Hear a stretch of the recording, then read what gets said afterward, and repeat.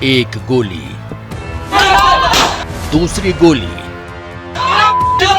तीसरा, चौथा फायर।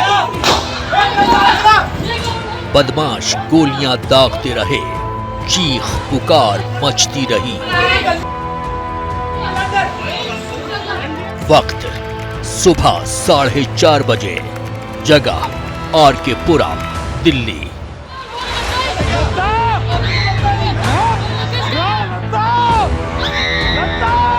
सुबह पूरी तरह हुई भी नहीं थी कि देश की राजधानी का एक इलाका इसी तरह गोलियों से थर्रा उठा।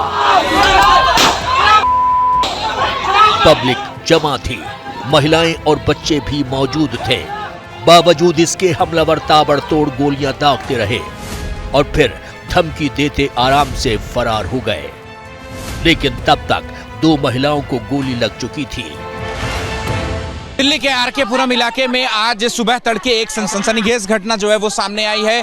सुबह 4:40 पर 2 औरतों के ऊपर जो है वो गोलियां चलाई गई हैं और दोनों औरतों के इलाज के दौरान जो है वो मौत हो चुकी है। फिलहाल जो परिजनों में है जो वो भारी गुस्सा है।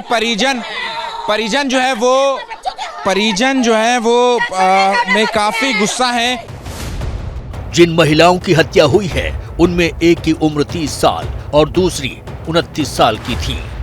दोनों सगी बहनें थीं, लेकिन दोनों की हत्या क्यों की गई? 4:30 बजे आरके पुरम थाने में एक पीसीआर कॉल मिली है गोली चलने की। तो मौके पे लोकल स्टाफ पहुंचे थे, वहां 2 महिला की गोली चली है। तो इस मामले में हमने अभी तक 3 लोगों को अरेस्ट कर लिया है, अर्जुन, एक माइकल और एक देव। पुलिस ने डबल मर्डर के 3 आरोपी अरेस्ट किए हैं। उनमें नाम अर्जुन, माइकल और देव हैं। पुलिस जिसे पकड़ कर ले जा रही है ये देव है। लेकिन सवाल ये है कि दोनों बहनों पिंकी और ज्योति को गोली क्यों मारी गई? जो 2 बहनें थी जिनकी मौत हुई है गोली लगने से, उनका भाई है ललित। उसका विवाद देव के साथ था क्योंकि ललित ने देव को कुछ रुपए उधार दे रखे थे और जब वो कल रात को तगादा करने गया था उसी के बाद से झगड़ा शुरू हुआ है। कल शाम को ललित वगैरह गए पैसों का तगादा करने के, भाई हमारे पैसे कब देगा। तो तुरंत वहाँ पे क्या होता है कि सोनू के जितने भी लड़के थे बदमाश, 15 लड़के, 10, 12, 15 के बीच में लड़के आते हैं जिनके हाथों में रिवॉल्वर थी। उन्होंने आते ही ललित को पूछा, ललित मेरे साथ खड़ा हुआ था।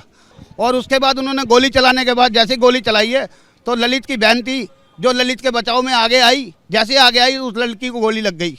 उस गोली लगने के बाद एक गोली चलाने के बाद उन्होंने धड़ाधड़ गोली चलाई है। गोली लगने पर दोनों बहनों को अस्पताल में भर्ती कराया गया, जहां उनकी मौत हो गई। कुछ ही घंटों में 3 आरोपी भी गिरफ्तार कर लिए गए। लेकिन देश की राजधानी में सरेआम हुई वारदात पर सियासत भी होने लगी।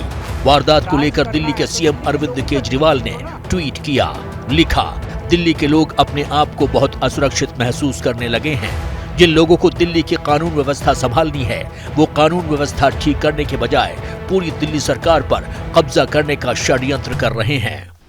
हर 2 दिन में दिल्ली में एक मर्डर हो रहा है। क्यों एलजी इसका संज्ञान नहीं ले रहे हैं? ये एलजी दिल्ली के कामों को लगातार क्रेडिट लेने की कोशिश करते हैं, पर दिल्ली की कानून व्यवस्था को लेकर उन्होंने आज तक क्या किया ये हमको नहीं पता। आम आदमी पार्टी ने दिल्ली के लॉ एंड ऑर्डर पर सवाल उठाए तो बीजेपी ने भी उसी अंदाज में जवाब देने में देर नहीं की। 3 एक्यूज उसमें से पकड़े गए। पुलिस ने तत्परता दिखाते हुए तीनों को पकड़ लिया। नशे के आदी हैं और नशे की नगरी बनाने की साजिश किसने की थी? दिल्ली को अरविंद केजरीवाल ने।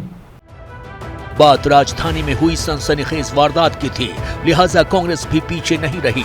एक 2013 में केजरीवाल जी ने एक ट्वीट करा था, मैं आपको दिखाना चाहता हूँ। इसमें लिखा है, Sheila Dikshit response after every rape, what can I do? Delhi police is not in my control. Do we need such a helpless CM? देखिए फ़र्क क्या है कि सीएम बनने के बाद केजरीवाल जी का असली चेहरा देश के और दिल्ली के सामने आया। सियासत अपनी जगह है, लेकिन आरके पुरम की अंबेडकर बस्ती में हुई सनसनीखेज वारदात तस्दीक कर रही है कि देश की राजधानी में बदमाश किस कदर बेखौफ हो चुके हैं। अभिषेक रावत के साथ अहमद बिलाल की रिपोर्ट।